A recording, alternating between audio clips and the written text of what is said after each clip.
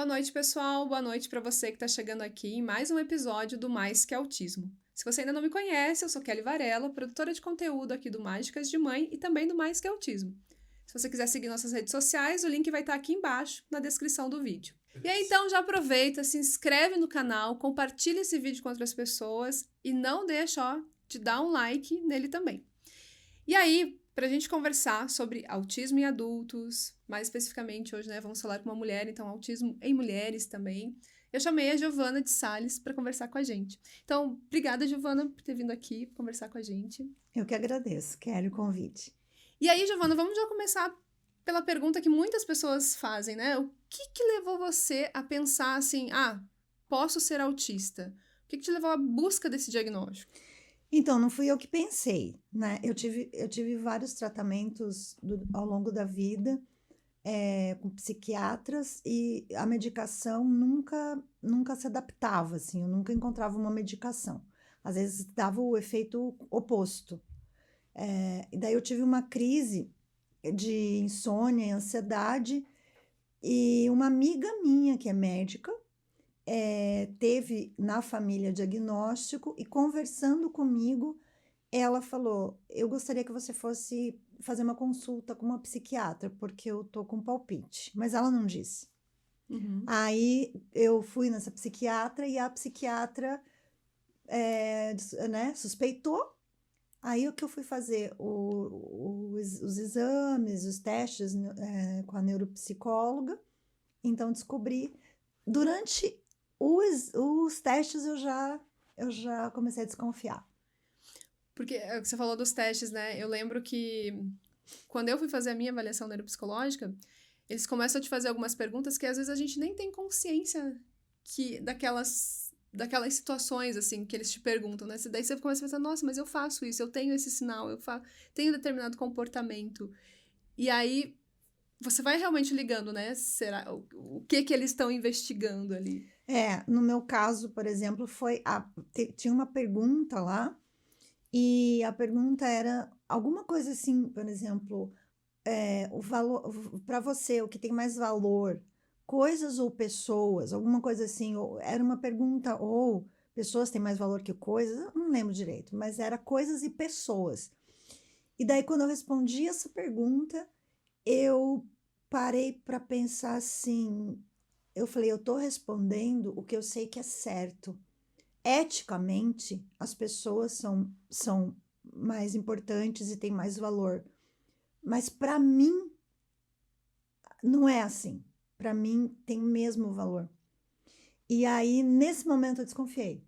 Uhum. Aí, nesse momento, deu um estalo, assim, eu falei, gente, que isso? Aí eu falei para ela, eu falei, ó, eu tô respondendo como se fosse uma entrevista de emprego. O que eu sei que é certo, mas eu não tô conseguindo responder como é para mim mesmo. E aí eu comecei a rever algumas perguntas que eu tinha, e daí ela falou assim, então você escreve ali, deixa o que você respondeu, mas escreve. E daí teve umas 4 ou 5 que eu respondi. Sim. Então, assim, ó, Giovana, para você, essa busca pelo diagnóstico não foi aquela busca que você passou por vários profissionais que foram te invalidar. Na verdade, assim, você passou por vários profissionais que não entenderam que o que você tinha até então era autismo. Mas a partir do momento que você foi procurar o diagnóstico, você não passou pela invalidação desses profissionais, você já foi nos profissionais certos. Porque essa minha amiga me direcionou para uma psiquiatra que já era especialista. Não sei se existe isso, uma psiquiatra especialista. Ela já era especialista em autismo. Então eu tive essa sorte, né? Essa bênção na minha vida. Mas assim, o que aconteceu muito é de eu ficar assim com brigas com psiquiatras com remédio. De insistir, falar, esse remédio tá, antes, né? Uhum. Esse remédio tá me fazendo mal, esse remédio tá me fazendo mal. Aí o psiquiatra ficar insistindo, e daí eu me cobrava como se eu estivesse resistindo ao tratamento. Uhum. Entendeu? Eu falei assim, nossa, eu tô resistindo aos tratamentos. Daí eu me forçava e nunca dava certo, né? Porque, na verdade, provavelmente era desregulação, era sobrecarga, era uma série de coisas. Que aí entra a pergunta que muitas pessoas também fazem pra gente. Mas se você O que fez diferença na sua vida o diagnóstico, né? Vamos partir para essa pergunta. O que mudou na sua vida com o diagnóstico de autismo? O que mudou foi assim, que eu entendi uma série de situações que eu vivi na vida, coisas que eu não consegui fazer, que eu gostaria de ter feito. Eu parei de me culpar, de querer ser de uma forma que eu não era. A minha saúde melhorou, porque daí eu acho que é o que tinha mais era uma cobrança de fazer as coisas e de eu me comparar, assim, puxa, mas por que eu não consigo? Por que, sabe? E era uma luta, assim, para conseguir coisas que às vezes tinha a ver com a teoria da mente, com a disfunção executiva, com a função executiva, sabe, com sobrecarga, e conhecer essas coisas, parte a parte, ela me fez eu entender, e também eu começar a me proteger, eu começar a ficar bem quando eu não dou conta, então assim, mudou, eu acho que o principal, eu parei de me cobrar de coisas que eu não estava dando conta, ou precisava me proteger, ou precisava tomar atitudes diferentes e também de falar para as pessoas algumas situações assim. Eu acho que o diagnóstico ele foi, eu acho que tem um termo que eu sempre ouço os autistas, as pessoas autistas dizerem libertador. Sim. Ele liberta o diagnóstico. E aí, quando você teve o diagnóstico, você chegou e contou para algumas pessoas, assim, para as pessoas ao seu redor, como que foi a receptividade delas e se, dependendo da receptividade, como que você reagiu também com isso, assim, sabe? Eu acho que a gente espera, assim, como é algo tão, assim, revelador, ele é tão, assim, iluminador da situação, fica tudo tão claro, fica tudo começa a ter uma explicação, você quer compartilhar com as pessoas. E daí o que acontece? Acontece a invalidação, óbvio, né? Acontece mas você não parece. Ah, mas eu tenho um sobrinho que e não parece nada com você. Ou, você não sabe o que é ser autista. Assim, né? Às vezes acontece, às vezes, assim, das pessoas acharem que porque o teu sofrimento, ele não é tão evidente, porque no meu caso, eu sou nível 1. E como eu tenho altas habilidades, é mais, vamos dizer, foi mais fácil eu me adaptar em situações que foi até o que a psiquiatra falou para mim. Ela falou assim, ó, altas habilidades te ajudou muito você chegar até aqui. Uhum. Então, assim, essa questão às vezes a pessoa confundir autismo com, por exemplo, deficiência intelectual, sabe? Nem sempre né? Às vezes tá ali concomitante, mas nem sempre é. Então, assim, a pessoa às vezes pensa assim, tem um estereótipo do que é ser autista, e aí você não encaixa nesse estereótipo. Então, eu compartilhei e eu tive essas reações, mas também eu tive algumas reações de pessoas, assim, que falaram assim, agora eu entendi tal situação, agora eu entendi tal situação, assim. Eu acho que a gente nunca tem, assim, eu acho que uma pessoa, se ela não for autista, eu acho que a gente nunca tem uma pessoa que realmente entende, eu acho. Eu acho que quem entende mesmo quem é autista. As outras pessoas sempre ficam assim, tem um senão, assim, uma desconfiança, ou uma desconfiança que talvez a coisa está muito na moda, é como se fosse uma moda do momento, daqui a pouco vão ver que não é nada disso. Então, assim, eu acho que as pessoas elas têm muitas desconfianças quando é deficiência invisível. Uhum. Eu vejo que daí não entra só no autismo, né? Qualquer deficiência que você não veja aparente ali, que tá faltando algo naquela pessoa, parece que, então não é. Quer chamar atenção. Ou por que Exatamente. você não se esforça mais Quer ser e quer ser diferente. diferente, né? Então, era um papo que a gente estava tendo ontem até aqui com uma convidada que a sociedade evoluiu muito nesse ponto, mas ainda temos um processo muito longo pela frente, né? Não é só você colocar o cordão de girassol. Não é só você colocar ali o cordão de autista. As pessoas ainda têm que ter consciência de É porque do que é. é porque eu acho que a gente é uma sociedade que a gente tem uma visão assim de desempenho e eficiência. Uhum. Então a gente é acostumado, como sociedade, todo mundo né? A ser cobrado a aguentar, a ser cobrado a se esforçar, a ser cobrado sabe, a se empenhar. E a sociedade enaltece as pessoas que fazem isso, né? Desde testes, provas, competições. Então, eu acho que quando você tem alguma situação que você não consegue, por algum motivo, fazer esse esforço, você não consegue entrar nessa competição, você não consegue essa eficiência, aí você é visto como uma pessoa que não, assim, com problema de caráter, sabe? Você não tá querendo, você que está querendo moleza, você está querendo que as pessoas te façam por você, você está querendo. Então, assim, existe uma confusão nisso, assim, a pessoa não consegue entender que uma deficiência pode te dar problema justamente nisso, no teu desempenho, na tua capacidade de se esforçar, porque Uhum. você já se esforça, a pessoa não consegue entender que você já está realizando um esforço para estar naquele ambiente, você já está realizando um esforço. Então, às vezes, um esforço extra vai ser impossível para você. Então, a pessoa não entende, porque a própria pessoa é cobrada. A Uhum. própria pessoa é cobrada.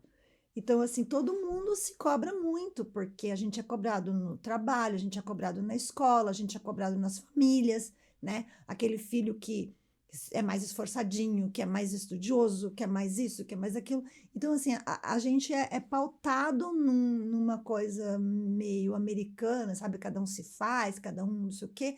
Então, quando a gente se depara com uma deficiência que mexe justamente nessa área, aí as pessoas não entendem, as pessoas acham que você está tendo má vontade, que você está sendo preguiçoso, que você está sendo irresponsável, né? Tipo assim, como assim você não vai? Você não percebe que, tipo, você não consegue ir. Uhum. Você não está se esforçando.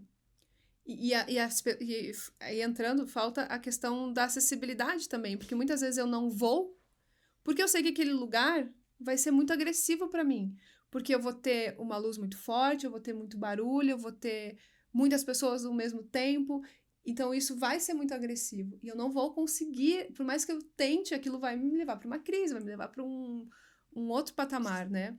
Por exemplo, eu também tenho a deficiência visual, eu sempre falo, é, eu me esforcei o máximo para estar aqui, eu me esforço o máximo para ler, mas eu não vou conseguir superar isso, a não ser que você me dê um material ampliado, que você adapte esse local para eu conseguir ler e para conseguir estar ali com você no mesmo pé de igualdade. Então, é injusto, né, quando você diz, você tem que se esforçar, mas você também não entendeu que o ambiente precisa se adaptar a mim ou a você, sabe? Porque, na verdade, é o conceito de deficiência, né? Quando eu penso assim, a pessoa tem uma deficiência e não consegue fazer tal coisa porque ela tem a deficiência, né? E, na verdade, a deficiência é do lugar, Uhum. né? Eu tenho algo ali, para eu fazer aquilo, eu preciso de. É simples, seria simples de pensar. Para a gente gravar esse podcast, a gente tem que ter as câmeras, a gente tem que ter um lugar para editar, a gente tem que ter todos os instrumentos para fazer o podcast, senão é inviável fazer um podcast, né? Então é a mesma coisa, uma pessoa tem uma deficiência e ela pode fazer muito mais do que as pessoas às vezes imaginam, só que ela precisa de alguns instrumentos para fazer aquilo. Ela vai fazer a mesma coisa, ou às vezes até melhor, Uhum. só que ela precisa daqueles instrumentos, senão é impossível, né? Só que é o que eu acho que a nossa questão é o fato de a gente ter uma deficiência invisível. Uhum.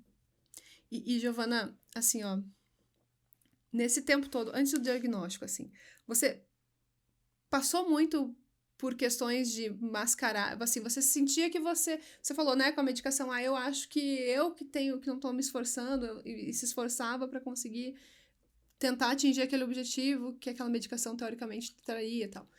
Mas você sente que em vários outros momentos você também se esforçava demais para estar naqueles lugares, a questão do masking mesmo, sem saber, né, tipo, para conseguir fazer parte daquilo, sabe? Então, eu sei que eu tenho alguns esforços, até hoje ainda eu tenho esforço, eu não sei se é masking, mas assim, eu acho que por eu ser artista, eu nunca tive muito problema com a minha identidade, assim, de Uhum, ser como eu era. Então Giovana é diferente, Giovana é alternativa, Giovana é isso. E eu sempre fui assim, então eu acho que eu não tinha muito essa questão social, sabe? De querer parecer alguma coisa, assim. Eu acho que não, mas eu sempre tive uma coisa por exemplo, brincar e passar do limite. uhum, Entendeu? Porque é um jeito de eu querer agradar, de eu querer. Eu até hoje eu não sei o ponto de querer, assim, quando eu gosto de alguém, e quando eu gosto de estar num lugar, eu gosto de alguém, eu levo tudo muito na brincadeira. Eu brinco demais.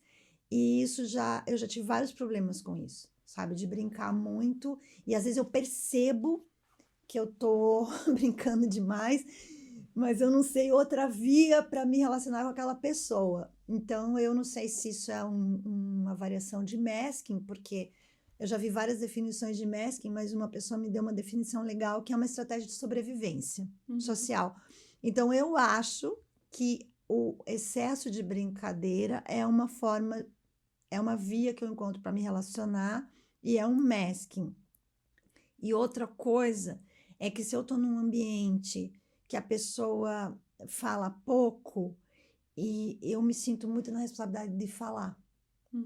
de falar e sabe, assim, parece que eu tenho que fazer alguma coisa, se eu não sei a medida de falar, e também isso já trouxe alguns problemas para mim, às vezes de acabar falando demais. Então, eu falar o que não devia, sabe? Uhum. Então eu acho que o meu masking tem mais a questão assim do esforço que eu faço para me relacionar nesse sentido do agrado, no sentido de rir, no sentido de conversar, no sentido de, sabe? Um negócio assim estranho assim, e é meio cansativo às vezes e me traz problemas também. E também pensando, a gente sempre fala que você não virou autista na vida adulta, você sempre foi autista. Você lembra também, depois que você teve o diagnóstico, de questões que você passou lá atrás, assim, e que você agora, então era por conta do autismo, mas que ou na época ou você não entendia, ou as pessoas à sua volta não entendiam, assim, o seu comportamento? Eu sei muitas coisas, desde problemas para falar, né, para problema vocal, problema para falar de vários tipos, assim, até estereotipias. Eu não tenho, assim, o flapping, assim como muitos, mas eu tenho em alguns momentos. É, algumas estereotipias, uma coisa de ficar dançando, dançando, dançando, dançando, dançando. É, questões, assim, de, de, de não entender contextos e daí alguma pessoa achar que eu sou ingênua, né? Mas hoje eu sei que isso não tem a ver com ingenuidade, tem a ver só com leitura de contexto e um sofrimento muito grande por não conseguir entender o contexto. Até hoje eu tenho isso. E outra coisa também é as questões da previsibilidade.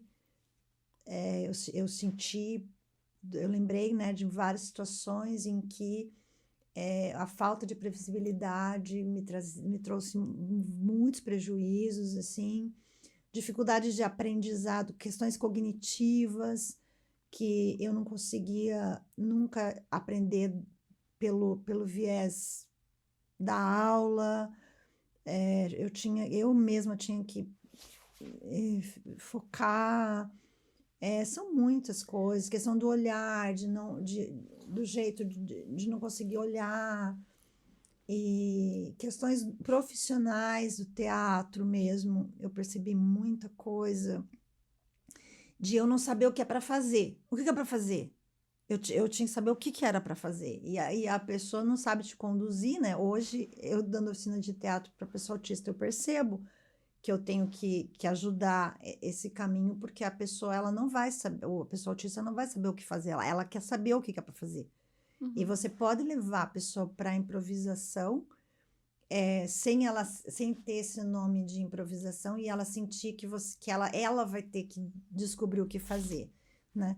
E, então, nossa, são inúmeras coisas que eu me lembrei, assim, de relacionamentos, questões de comunicação, questões cognitivas, questões de físicas, de também sensibilidade. Eu tenho muita sensibilidade à luz, sensibilidade olfativa, intestino. Nossa, tipo, a lista dá para ticar um monte de coisa. Não, e daí você vai entendendo coisas que antes você não entendia, né? Quando você tem o diagnóstico, aí você pensa, nossa, então é por isso que eu não suporto barulho, ou que eu não suporto, que eu passo mal, tipo, de passar mal fisicamente mesmo, com cheiro e tudo mais, né? De passar mal, de dar enjoo. Luz é uma coisa que eu sou tão sensível que me dá enjoo. Quando você vê que a luz tá forte, você pede. Não, apaga, não, tá? mas aqui eu não tô olhando para ela, né? Então, eu sempre falo que a gente diminui. Você falou da questão do teatro, assim, né? Questão da improvisação, pra mim também, no teatro, a gente conversou outro dia sobre isso, e eu tenho nítida certeza hoje que foram momentos no teatro que eu sofri muito, porque eu tinha essa coisa, como que todo mundo consegue bem e eu não consigo? Eu não consigo, porque na minha cabeça eu ficava várias, sabe, planejando várias coisas e na hora, na improvisação não é isso, na improvisação você tem que se jogar, né? E aí mas você tá se jogando com aquela ideia na cabeça, daquilo não cabe mais naquele momento. Então, pra mim, eu lembro que nessa fase que eu fiz muita improvisação, eu sofria muito também. Muito. Porque em alguns momentos eu conseguia realmente ir e encaixar, mas a maioria eu ia muito com essa trava de não, meu Deus, agora eu tenho que ir. Agora eu tenho que ir e eu não consigo. E porque depende do outro também. E é uma coisa que não é ensaiada. Tem um descompasso, né? É um descompasso, mas é tudo por uma questão. Daí a gente volta a pensar assim, que naquilo que a gente estava falando em relação à sociedade, né? Então as coisas, elas têm um padrão, ou às vezes até existe, né, o PO, que é o procedimento operacional das empresas. E se você for ver, existe em todas as profissões, tem, né, os procedimentos, mesmo que teatro seja arte, existe um procedimento, existe o padrão, existe, né? E daí o que acontece? A gente está numa sociedade que é uma sociedade neurotípica, e pior, eu acho que neurotípica, assim, os próprios neurotípicos muitas vezes não suportam a carga que é colocada tanto de padrão quanto de tem que ser assim, então, assim, eu acho que é um jeito de ser que a gente vai tendo que descobrir o jeito de fazer aquilo. Dá para improvisar? Dá. Só que não é daquele jeito. Tem que achar o caminho, né? Então eu acho que volta aquela coisa, né? Tem a deficiência, mas tem a deficiência do espaço. O espaço não está fornecendo, o ambiente não está fornecendo aquilo que a pessoa precisa para realizar aquilo. Então eu vejo que, embora seja invisível e seja subjetivo, fazer teatro, todas as práticas, improvisação, expressão corporal, contato físico, falar, tudo, expressão vocal, tudo nós, uma pessoa autista, pode fazer. Só que ela não vai fazer daquele jeito que a gente acaba aprendendo, que a gente acaba não sei o quê, porque é um jeito que a gente não consegue. A gente não consegue fazer. Agora, porque a gente não consegue fazer daquele jeito, quer dizer que a gente não consegue fazer? Não. Acontece que a pessoa que está levando a gente àquele momento, aquele professor, aquele diretor e tal, ele não sabe fazer a gente chegar lá. Ele não sabe. Por quê? Porque ele não sabe que existe aquilo. Mas o jeito de fazer é esse, todo mundo fez, sempre fez, né? E daí volta aquela situação que a gente, como autista, a gente pega pra gente, a gente que tá resistindo, a gente é que é incapaz, a gente é que não consegue entender o que é para fazer, a gente que a gente não tem isso, então a gente não é feito para isso, e isso vai para todas as áreas, para a área de relacionamento, por exemplo. Você tem um relacionamento e às vezes você pensa assim, sabe, você desiste. Você fala assim, não é para mim, tipo, eu acho que eu vou ter que ficar sozinho, porque eu não consigo. Agora, é isso? Não, não é, porque aquele momento, aquela pessoa, ou você junto com aquela pessoa, vocês não estão conseguindo ali o caminho. Mas agora você é condenado a ficar sozinho, ou você é condenado, então o autista não pode. Bom, autista não pode ser ator? Então. Meu Deus, a lista que a gente tem. Mas assim, ó, eu sempre escuto isso, porque eu consigo. Até foi uma das questões, assim, na anamnese, quando eu fiz a avaliação, que ela perguntava: você se sente inibido ou tímido com uma plateia de tantas pessoas? Aí eu falei: não. Por quê? Porque eu sei o que vai acontecer ali. O texto, eu li aquele texto, eu sei o roteiro, eu sei que eu vou chegar, eu sei que, né, eu sei tudo que vai acontecer. Eu tenho a previsibilidade daquilo. Agora, se eu chegar numa sala com 10 pessoas que eu não conheço, eu vou ficar totalmente travada. Eu não consigo, num lugar que eu não conheço ninguém, chegar e dizer, oi, tudo bem? Eu sou a Kelly. E puxar uma conversa, entende? Várias vezes eu saía daqui, por exemplo, para ir para um evento que seria bom para networking, que a gente fala, né? E para conhecer outras pessoas da área que eu precisava. Eu ficava muda, eu ficava assim, num canto, passando na minha cabeça como que eu ia chegar naquela pessoa. E eu não tinha coragem de chegar naquela pessoa, a não ser que aquela pessoa chegasse em mim e começasse, tivesse aquela iniciativa. Então aí a pessoa falou, mas você faz teatro, por que você é tão tímido? Não, cara, não tem nada a ver. Porque dentro do teatro, beleza, eu domino. Mas, porque eu tive todo um treinamento, e é a minha área, eu tô numa área tranquila ali. Mas fora, né, não tem nada a ver, assim. Porque timidez não tem a ver com... E eu acho que é trava mesmo dessa questão que tem a ver do prejuízo das relações sociais mesmo, né? De você conseguir ter essa parte da interação ali. E eu não sei você com que idade foi pro teatro, Giovana, eu fui com 12 anos. Então eu sempre falo assim, eu nunca tive terapia para o autismo. Nunca. Mas tudo que eu fiz no teatro me auxiliou nos prejuízos que eu tenho dentro do autismo. Tudo. Porque é incrível, assim, como tudo que a gente faz dentro do teatro tá ligado, né? Pois é. Assim, o que eu penso disso? Assim, eu penso que a terapia em si, eu não quero falar isso como um incentivo, né? Que não se deve fazer terapia. Não é isso que a gente tá falando. Não, mas assim, eu acho terapia importante, acho tudo importante. Mas assim, para mim, chegou um certo momento que a terapia não me ajudou mais. Por quê? Porque eu tenho um pensamento ruminativo. Eu tenho um pensamento, eu penso o tempo inteiro. Então, quando eu estava na terapia, eu estava reforçando aquilo. E sabe a questão do hiperfoco? Eu ficava reforçando meus hiperfocos ali e tal, e eu não ia para lugar nenhum. O que eu penso hoje? Tá? Eu penso que o teatro em si, eu fui para o teatro com 20 anos, mais ou menos. O teatro em si, ele é uma atividade, né? Ele é uma atividade humana. Dentro dessa atividade, você vai trabalhar várias questões e não necessariamente, e você não tem esse objetivo, embora tenha gente que vai, eu vou fazer teatro para objetivo terapêutico, porque eu sou tímido, porque eu quero me relacionar com pessoas, eu quero não sei o quê. Eu acho que para a gente autista, minha opinião, que eu como autista e trabalhando com pessoa autista no teatro, eu acho que para a gente não é esse tipo de coisa que faz efeito. Eu acho que o que faz efeito é a atividade em si.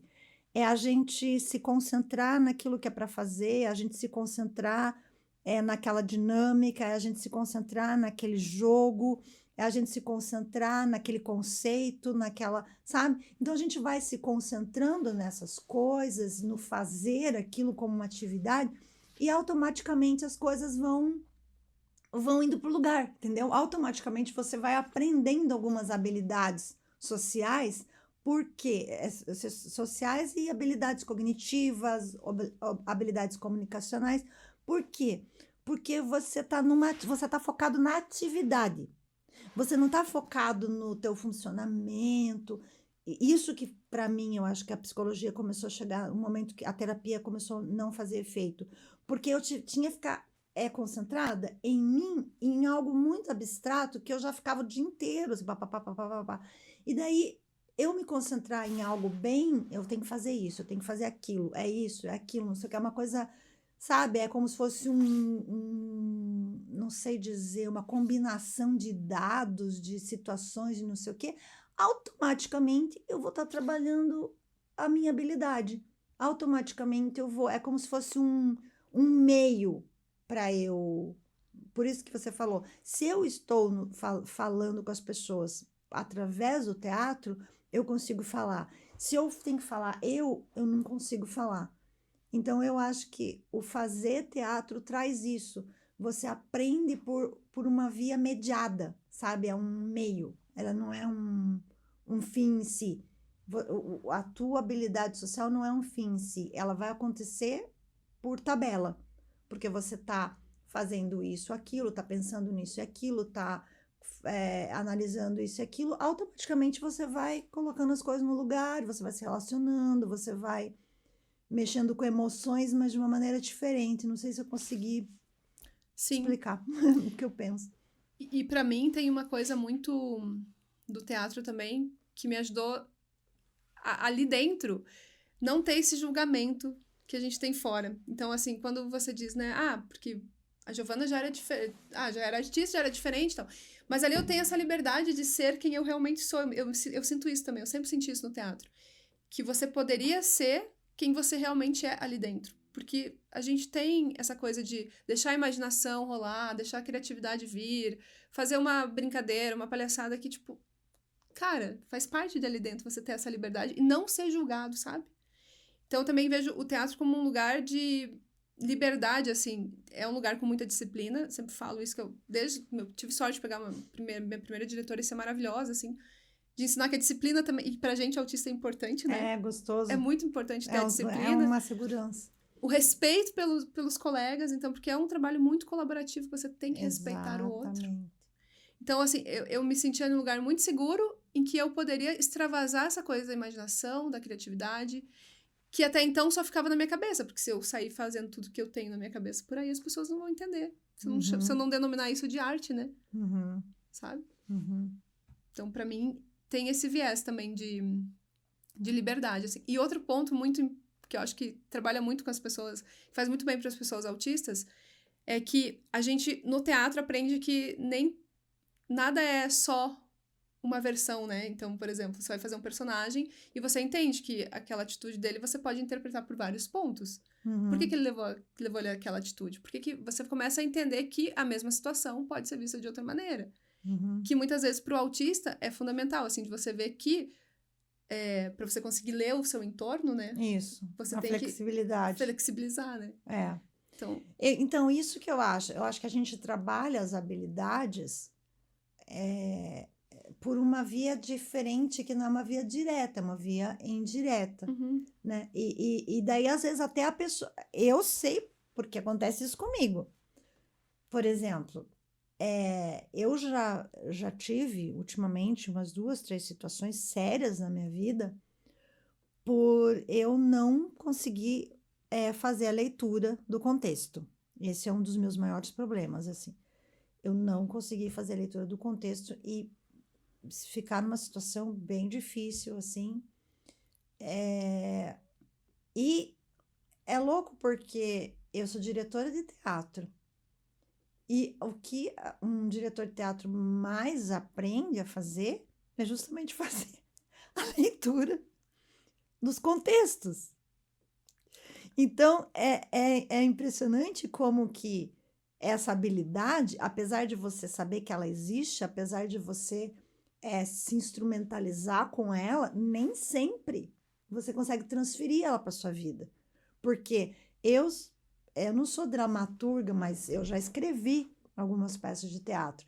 Então, eu como autora, eu como diretora, eu como atriz, eu como performer, eu como orientadora de oficina, eu sei ler contextos, vários tipos de contextos. Meu Deus, é o que a gente mais faz no teatro. Agora, eu, Giovana, no meu dia a dia, nas minhas relações, eu não consigo fazer isso. Quando é algo muito sério, como é algo imprevisível, assim, por exemplo, aconteceu naquele momento, eu não estava pensando tal, a situação se apresentou naquele momento, eu não consigo fazer a leitura imediata, eu preciso de muito tempo para fazer uma leitura de algo que eu estou envolvida e que eu tenho que fazer alguma coisa. Então, a habilidade nem sempre é transferida. Uhum. Então, você só tem consciência dela. Então, eu paro às vezes para pensar e para ver. Isso aí é a minha questão com leitura de contexto, com a teoria da mente. É isso aí que aconteceu. Eu sei depois, eu sei que é aquilo que aconteceu. E às vezes eu saio mais rápido também, tipo, meu Deus, olha aí, de novo aconteceu isso. Então você vai se autoconhecendo também como autista. As tuas questões autistas, nem sempre elas vão ser solucionadas, não vão. Então, assim, por mais que eu sei que o meu olhar, se eu estiver fazendo alguma coisa, eu tenho que olhar, entendeu? Se eu não tiver muito treino, muita consciência, muito não sei o que, eu não vou conseguir olhar, o meu olho vai ficar desviando o tempo todo. Então, assim, não é porque eu tenho a consciência que eu vou sempre conseguir funcionar do jeito que é esperado, que é necessário.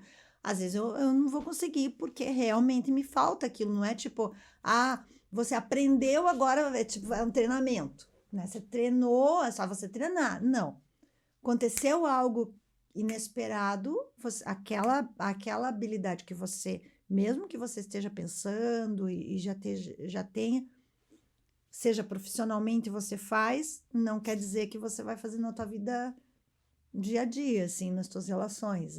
Isso é uma coisa louca. Eu me impressiono com isso, assim, de eu me colocar, às vezes, em situação tão óbvia que eu poderia fazer uma leitura e eu não consegui fazer a leitura.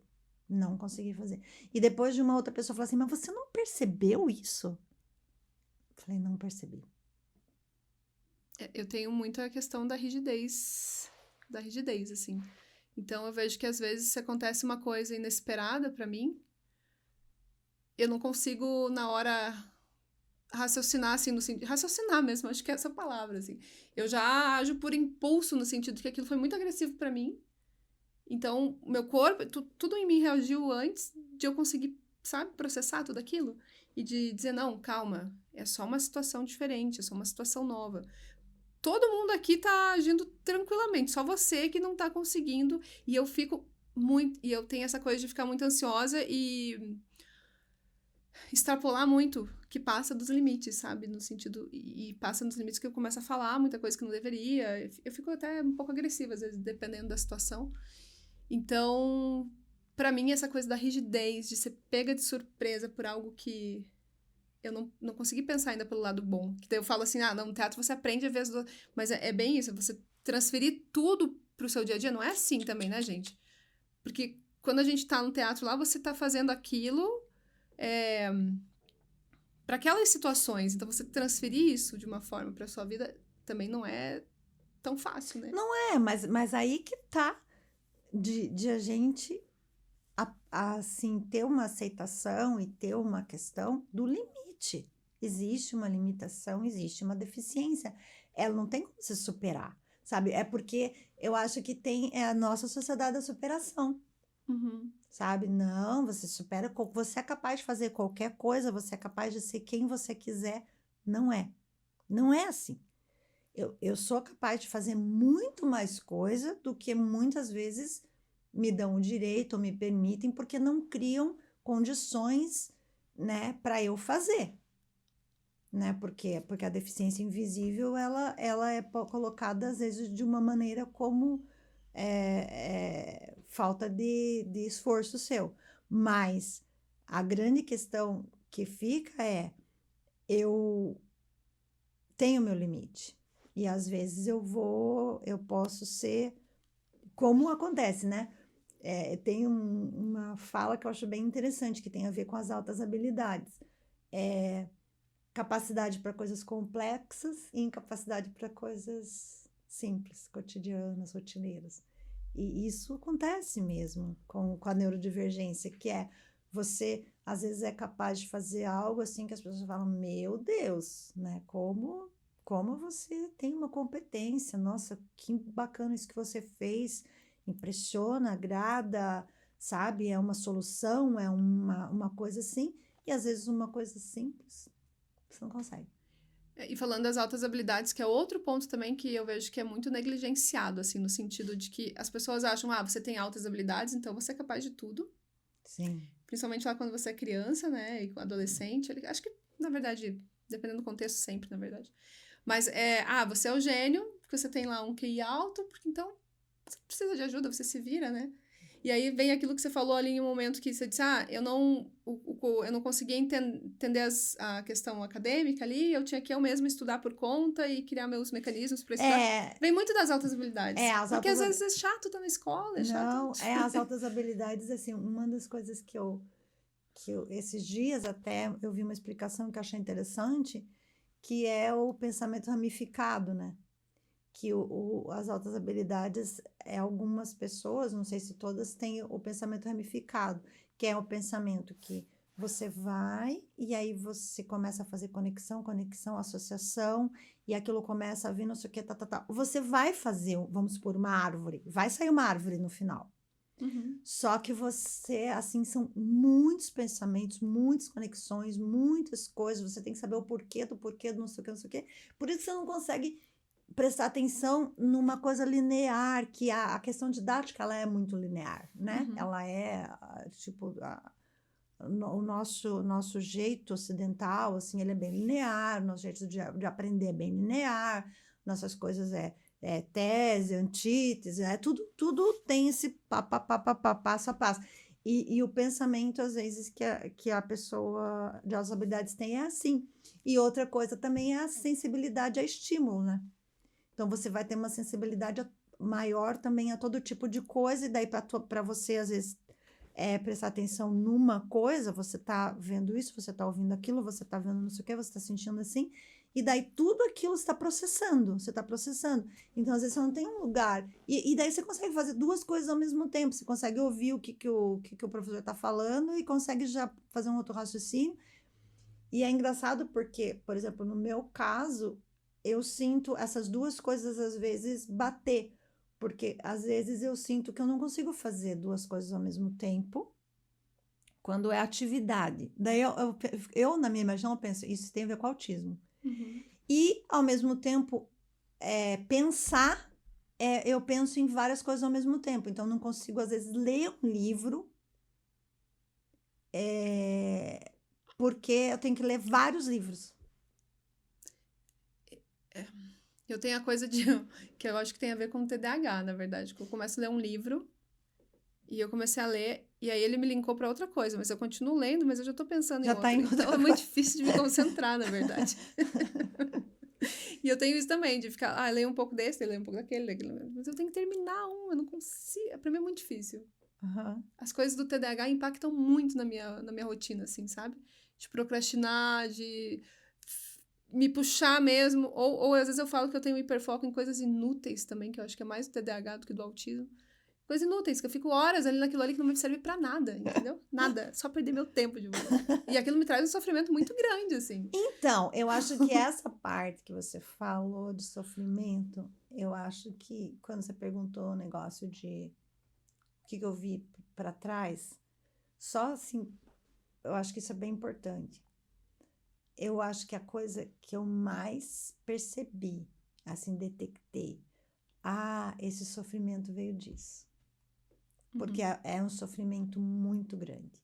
Isso eu acho que, às vezes, até pouco falado, o nível de sofrimento que a gente tem com as coisas. É muito, muito grande. E eu me lembro de vários momentos, assim, tentar entender por que que eu tô sofrendo tanto por isso. Por que que eu tô sofrendo tanto porque, que nem você falou, porque a coisa não era daquele jeito? Por que que eu tô sofrendo tanto porque eu não entendi e agora aquela pessoa aconteceu isso e agora a pessoa tá não sei o quê, e aquele sofrimento de você saber que alguma coisa está errada e às vezes você nem saber o que que é que está errado e de você não entender o que está acontecendo, o sofrimento mesmo de você tentar se adaptar e você não conseguir, e você está se esforçando para fazer aquilo e você não está conseguindo. Então eu acho que o sofrimento que a gente tem para lidar com situações que para algumas pessoas até pode trazer um incômodo, né? Até pode trazer o mesmo sofrimento, mas eu acho que não é na mesma intensidade. Eu acho que a intensidade de alguns sofrimentos da gente, ele é bem grande. Tanto que se confunde com você tem uma depressão, você tem uma coisa assim, e às vezes não é isso. No meu caso, não era. No meu caso, já foi pensado que eu tinha depressão, mas eu tomar remédio para depressão era, assim, me trouxe mais muito mal. E não era, na verdade, era um sofrimento pelo esforço que eu estava fazendo para me adaptar socialmente. Uhum. E porque, assim, a gente tá falando também de nível 1 de suporte, que aí entra naquilo que a gente já falou também de estereótipos, né? E aí uma competição ridícula que, tipo, nível 1 sofre menos do que os outros níveis e tal. É que pra você ser autista, primeiro você tem prejuízos. Se você tem prejuízo, aquilo traz sofrimento pra você, né? Sim. Então, e o nível 1, eu acho que é aquela coisa, a gente tem consciência já das coisas muito claras. E aí isso também traz outro sofrimento, que é essa autocobrança e essa de se sentir incapaz, de se sentir inútil, que aí vem a nossa autoestima vai lá embaixo, né? E aí vem realmente a depressão e a ansiedade também por essas coisas, sabe? Sim, vem a comorbidade. Porque você fica se cobrando e você se Ah, sente realmente, porra, desculpa, né? Mas eu é. me sinto um lixo ali em algumas situações. Como é que. Então, o sofrimento. E também tem uma questão que eu falo muito. Beleza, eu tenho real consciência, assim, que em algumas coisas eu sou o nível 1, mas às vezes eu reajo tão mal e é tão difícil pra mim em outras coisas que eu já me colocaria naquela situação ali no nível 2, entende? Tipo de. Então é muito difícil, né, você mensurar ali o sofrimento do É, porque outro. o nível 2, o nível 3 tem a ver com o nível de suporte, né? Assim que a pessoa precisa. Então, por exemplo, eu acho que a gente, nível 1, a gente acaba dando conta como se a gente não precisasse de suporte, sabe? Porque a gente veio até aqui É, sem saber e, e né? daí assim, não, a gente não precisa de suporte, porque você. E eu acho que mesmo quando a gente tem o diagnóstico, não é claro pra gente qual suporte que a gente precisa. Uhum, Não é claro qual suporte que eu preciso exatamente para poder. Eu não sei, eu ouço muito pouco dizer. A gente sabe, assim, meu Deus, eu não quero me comparar ao meu sofrimento com o sofrimento de uma família que tem uma pessoa autista com nível 3. Eu não sei o sofrimento dela, mas eu sei que o sofrimento da família é grande, uhum. né? E eu sei histórias de mães que passam o dia inteiro levando a criança para lá e para cá, para lá e para cá, para lá e para cá, para poder a criança ter um mínimo de bem-estar, um mínimo de desenvolvimento ali. Então, eu sei, né? Não dá para comparar, né? Eu me desenvolvi, eu tô aí, eu vou a trancos e barrancos e tal. Mas, assim, a gente tem muito pouca noção, eu acho que ainda, do que seriam suportes legais para gente, sabe? Eu Uhum. vejo mesmo agora que nem a gente está começando a pensar essas coisas no teatro, na arte. Às vezes você tá a gente está aprendendo, sabe? Qual o suporte que eu posso dar?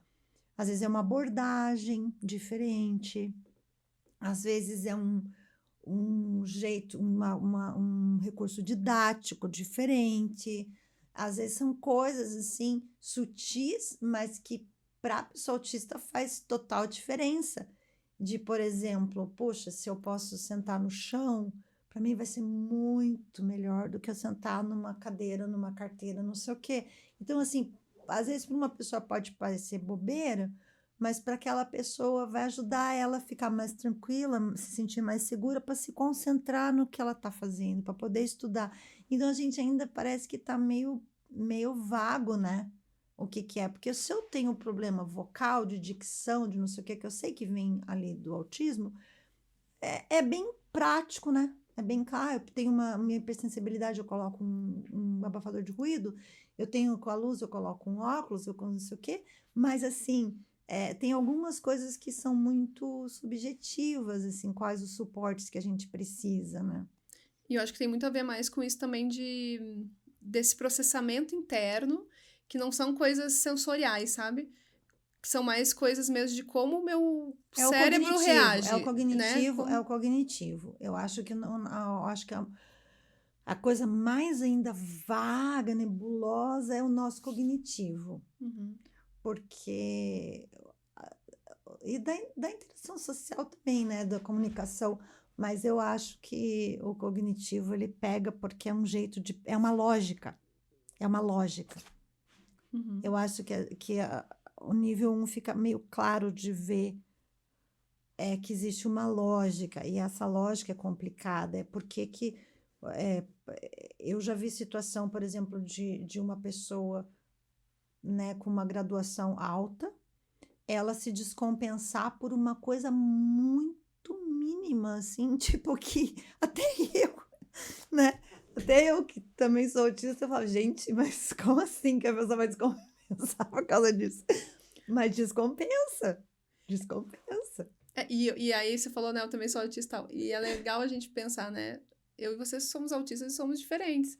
Então, para mim também é um exercício de entender o outro autista, que às vezes para ele o barulho, ele adora escutar música alta ou escutar tudo no alto, e eu não suporto. Então assim, como que você consegue, né, achar esses para conviver com as pessoas? Então, acho que isso também a gente precisa a gente vai aprendendo para se relacionar mesmo entre a gente, sabe? Não, a gente aprende muito um com o outro. Eu acho que a gente conversar e colocar como é para você, como é para você isso, como é para você aquilo, a gente vai encontrar semelhanças, vai encontrar diferenças, mas eu acho que o legal é a gente poder ter, como que diz, uma tolerância. Uhum. A gente começa a desenvolver a tolerância com a limitação do outro, com a tua limitação.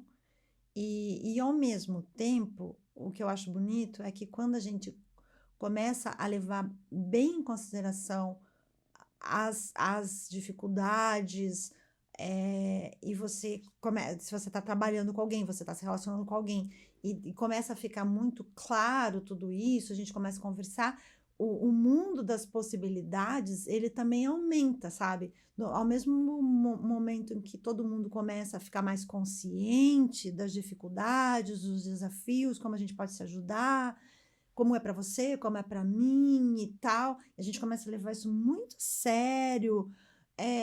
O mundo das possibilidades aumenta, porque daí você não precisa ficar se concentrando nessas coisas, você tenta apaziguar essas coisas, tenta mitigar, tenta colaborar, e daí você vai indo para o mundo das possibilidades, que daí também tem vamos dizer, uma amplitude muito grande. A lógica neurodivergente, ela vai trazendo, eu acho que diversidade, vai trazendo criatividade, vai trazendo soluções, vai trazendo, sabe, às vezes essa coisa da tolerância, sabe? A gente vai desenvolvendo essa tolerância de não ficar cobrando, sabe, desempenho, de não ficar cobrando comportamento padrão, de não ficar cobrando que as pessoas fiquem, às vezes, sabe, se engessando, se massacrando para poder caber num negócio que ninguém tá querendo, na verdade, sabe? Uhum. Nenhuma pessoa, nem neurotípica, nem neurodivergente, não tá querendo aquilo, só que parece que ninguém fala. Entendeu? Ninguém fala, fica todo mundo, não, então a gente tem que ficar aqui nessa luz, desse jeito, tá, não sei o quê. Às vezes tem um monte de gente que não tá gostando, não é só porque tem desregulação sensorial, mas não tá gostando mesmo, assim, tá incomodando aquilo. E daí, sabe, eu acho assim que isso é um jeito também de melhorar o mundo. Não sei, eu tenho essa fantasia na minha cabeça que é uma melhoria genética. Tipo assim, e as pessoas, o ser humano vai melhorando, na verdade, porque daí é tipo, gente, a gente tem que parar isso, esse progresso, sabe, à custa de as pessoas terem que fazer, terem que ser, terem que acontecer, terem que aguentar. Como assim? Entendeu? Aí parece que a genética falou assim, não, não, não, não, para com isso, tipo, a gente não vai aguentar. A gente precisa. Eu sei que é meio louco isso, né? Mas existe, né? A questão genética existe aí, às vezes, para poder corrigir uma coisa que o ser humano está indo para um lado que não é para ir. E eu acho que é isso, assim, a gente vai aprendendo a ser tolerante, a gente vai aprendendo a dar voz.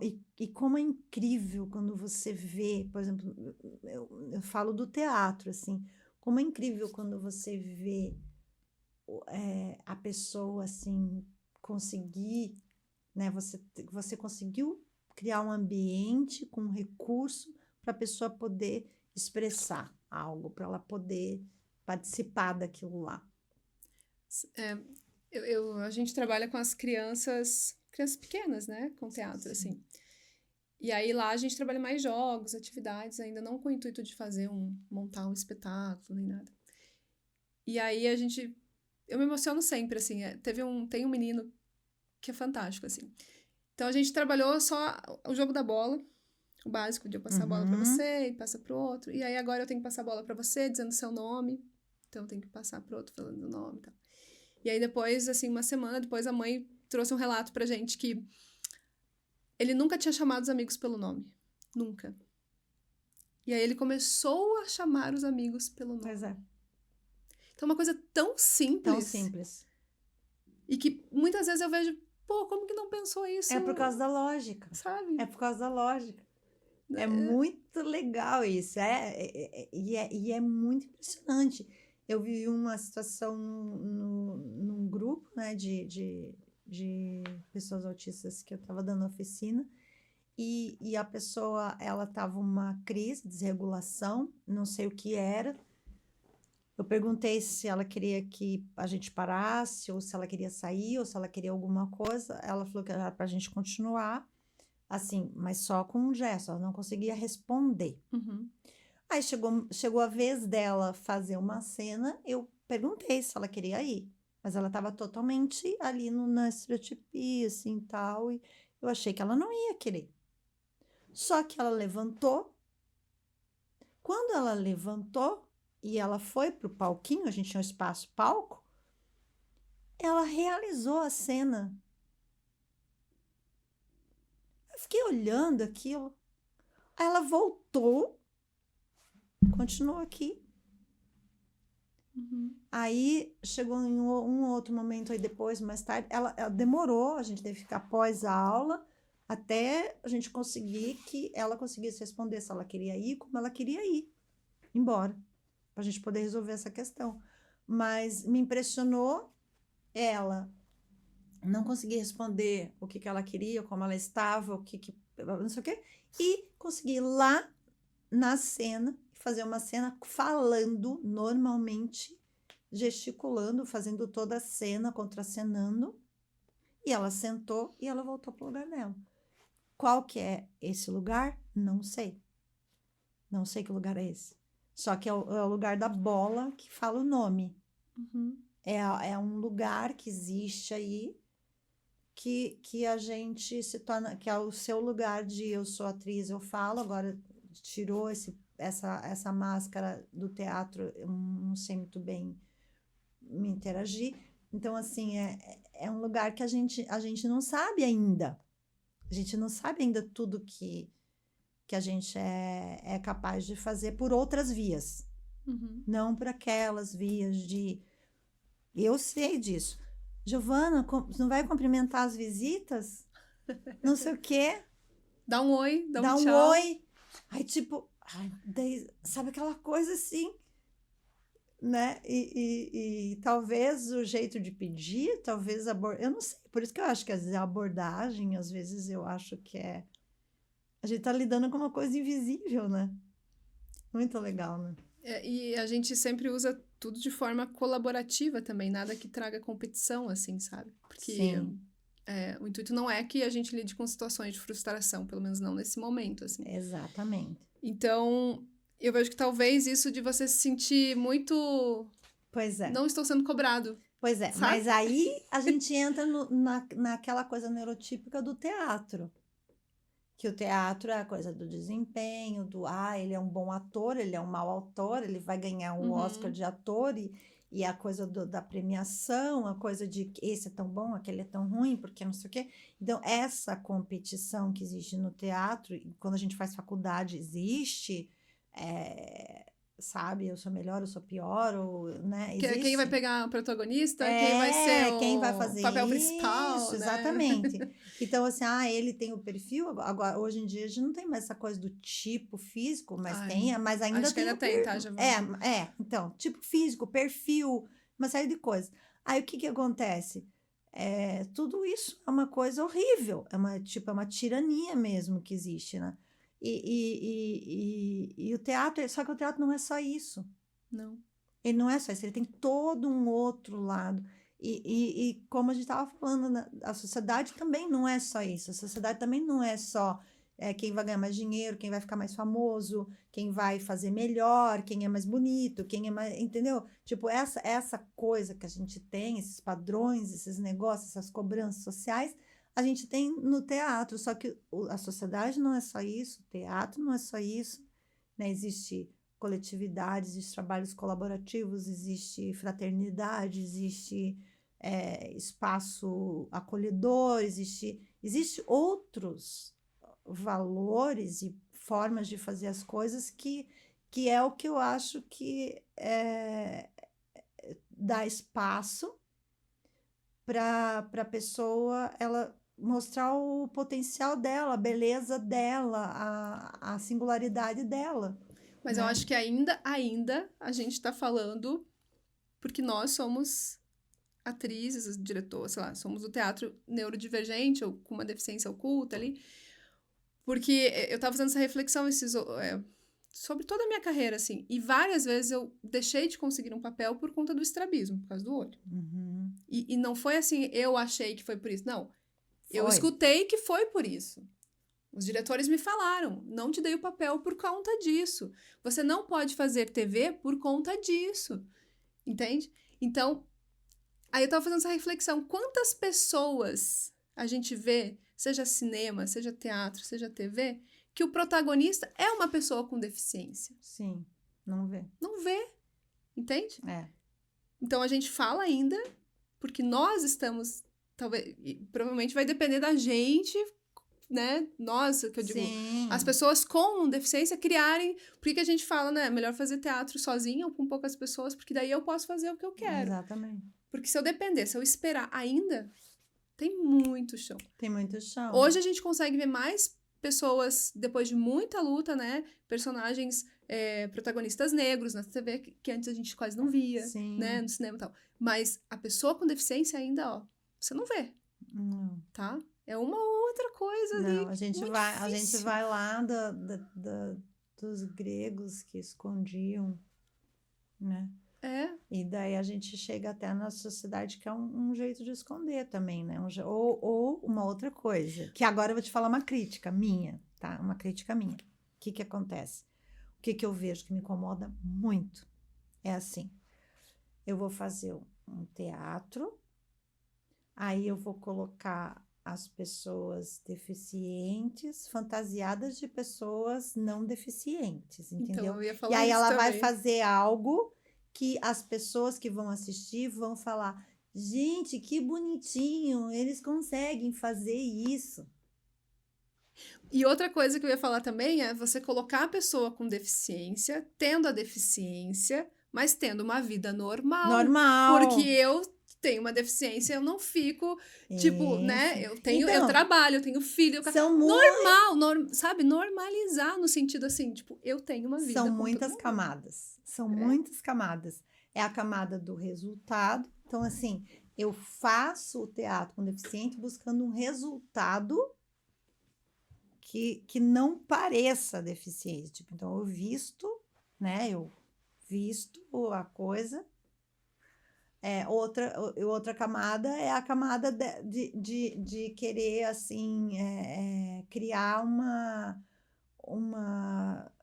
normalidade, né? Tipo assim, então o normal é ser assim, então vai ser normal, vai conseguir fazer igual não tivesse a deficiência. Então é Não, você tem a normal. deficiência, mas você É, tem uma vida, é, você segue uma vida, é. entende? Uma Mas eu não vou. normose, a normose, né? Eu não vou ser um personagem, uma atriz que, tipo, eu não vou conseguir ignorar o fato de que eu tenho uma deficiência.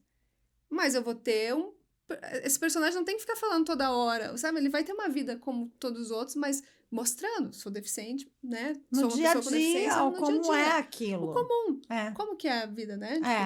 Então, eu acho que é um caminho ainda. Nossa, é muito. Não, se a gente for falar sobre essa questão como eu posso dizer, do capacitismo, do preconceito, que tem embutido em todo jeito de fazer a coisa. Giovana, acho que a gente conversou bastante. É Mas muito tem muito papo ainda. Então a gente pode outro dia conversar mais. bom. Quando você quiser voltar, né?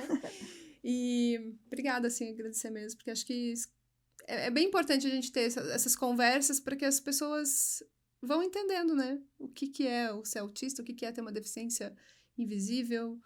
E para as pessoas que estão chegando também, né, a esse diagnóstico, para não ficarem tão perdidas ali. Para onde que eu vou, né? Então, agradecer, primeira coisa, assim. Eu também agradeço. Agradeço muito também. Acho bem importante esse teu trabalho. Acho importante a gente falar sobre o que é bom, o que é ruim também disso tudo, né? Porque também tem um lado bom.